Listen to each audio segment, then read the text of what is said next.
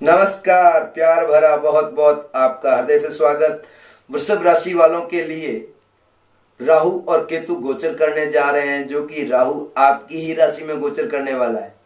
बने रहे मेरे साथ अंतिम तक, आपको बहुत ही श्रेष्ठ परिणाम प्राप्त होने वाले हैं, क्योंकि आप ही के राशि में छप्पर फाड़ के देने वाला है राहु। उससे पहले कुछ राहु और केतु के बारे में। राहु अभी मिथुन राशि में और केतु अभी धन राशि में गोचर कर रहा है। 23 सितंबर 2020 को रात्रि को 8:28 से राहु वृषभ राशि में और केतु वृश्चिक राशि में गोचर करेगा। राहु हमेशा ही उल्टा चलता है, राशि चक्र उल्टी परिक्रमा करता है। वह राहु लगन से वय भाव, वय से लाभ, लाभ से दशम भाव, दशम से भाग्येश, भाग्येश से अष्टमेश, अष्टमेश से सप्तमेश, इस तरीके से उल्टा चलता है। भ्रमण के फल देखते समय मूल कुंडली में रवि और चंद्र के साथ राहु के संबंध शुभ हैं या अशुभ, जो देख लेना चाहिए। मूल संबंध शुभ है तो भ्रमण के फल भी शुभ मिलते हैं। अशुभ हो तो कुछ न्यूनता अवश्य आ जाती है। कई राशियों में इसका प्रभाव सकारात्मक और नकारात्मक दोनों तरह का पड़ता है। राहु को जुए, सट्टे, आकस्मिक धन का कारक माना जाता है। वहीं रहस्यवादी है, नशों के संबंधित है, कालसर्प दोष से संबंधित है, तो पितृदोष की तो जबरदस्त ये घोषणा करने वाला है। राहु बहुत ही कई चीजों से हमें उपलब्ध करवाता है, कई चीजों की जानकारी देता है। राहु वृषभ राशि में गोचर करने से अलग अलग राशियों में अलग अलग प्रभाव पड़ेगा। चंद्र और सूर्य के साथ बैठने से ग्रहण योग का निर्माण करता है, वहीं पर यह सूर्य और चंद्रमा से भय भी खाता है। राहु सोगरी कन्या राशि में होता है, तो राहु उच्च राशि मिथुन है, नीच राशि धनु है। कहीं कहीं इसको वृषभ राशि में अभी कई ज्योतिषियों ने उच्च का मान लिया है। राहु के लिए मंगल शत्रु है, तो शनि सम, शेष ग्रह मित्र है। राहु लगन, पराक्रम, संतान भाव, सप्तम भाव, भाग्येश, लाभेश, इन स्थानों में पुरुष राशि में हो तो व्यक्ति को तामसी बना देता है, जो कि आपके लगन में अभी विराजमान होने वाला है। राहु का प्रभाव व्यक्ति पर ज्यादा होने पर राहु प्रधान व्यक्ति स्नेहशील प्रेमी होते हैं। बड़े काम करने से पहले ये बोलना पसंद नहीं करते। ये विचार पूर्वक कार्य करते हैं या परपंच में भी आ सकते हैं। स्वार्थ पूरा करने पर यह लोग व्यक्ति परोपकार, दूसरों का भला, धार्मिक कार्यों में शरीक हो जाते हैं। अभिमान और मान की पाने की इच्छा होती है। तीव्र बुद्धि, श्रेष्ठ इच्छाओं की पूर्ति के लिए यह बहुत संघर्ष भी करते हैं। बहुत बोलना ये नहीं चाहते, किंतु लेखन इनका सरस, तेजस्वी, काव्यपूर्ण बहुत ही अच्छा होता है। स्वभाव से ये सरल, स्वतंत्र, एक मार्गी, व्यवस्थित, स्पष्ट होते हैं। दूसरे के काम में दखल नहीं देता, तो दूसरे द्वारा अपने कार्य में दखल लेना भी पसंद नहीं करते। ये न्याय को समझकर अन्याय के विरुद्ध कार्य करते हैं। कल्पना शक्ति इनकी बहुत ही श्रेष्ठ होती है, किंतु उसका दुरुपयोग कभी नहीं करते।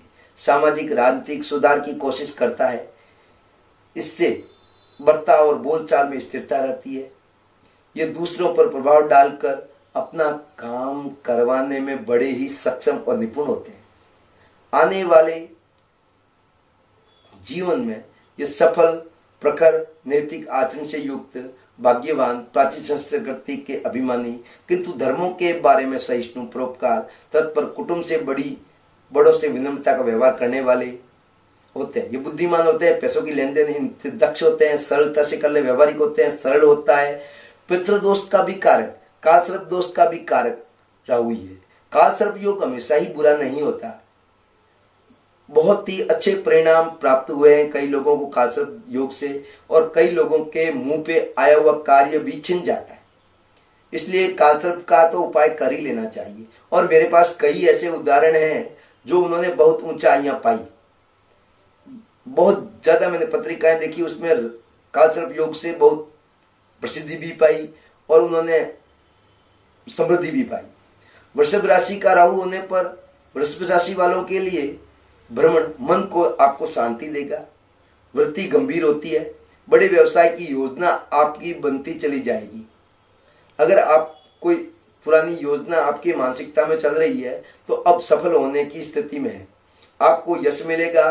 अच्छे कामों से लोगों का प्रभाव डालेंगे आप। स्त्रियों से आपको लाभ मिलेगा। लोग मदद करने के लिए आपके आगे आएंगे। व्यवसाय ठीक चलने लगेगा। ठीक क्या मतलब श्रेष्ठ चलना लगेगा। लोगों के लिए विवाह में मदद करनी चाहिए। विवाह वगैरह में किसी की हेल्प कर दें तो आपका राहु अच्छा परिणाम दे देगा। अगर राहु की स्थिति अच्छी नहीं है तो आपकी जन्म पत्रिका में तो व्यवसाय के छोटे मोटे कार्यों में आपको असफलता मिल सकती है। मन शांत होगा। स्मरण शक्ति दुर्बल होती है। अपने नुकसान के कार्य करता है। लोग गलती बताते हैं तो भी मानता नहीं। थोड़े से संकट से घबरा जाता है। मन दुर्बल, मस्तिष्क भ्रमित होता है। नसों की प्रॉब्लम होती है। राहु के 5वें घर पर दृष्टि से देखेगा। भाग्यशाली बनाएगा। धनी, व्यवहार कुशल, संतान से सुख प्राप्त होने की संभावना रहेगी।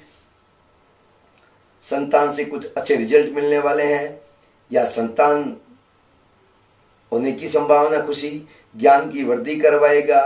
विद्यार्थियों के लिए बहुत ही उपयोगी रहेगा। जो भी स्टूडेंट पढ़ाई कर रहे हैं उनके लिए बहुत अच्छे परिणाम प्राप्त होंगे।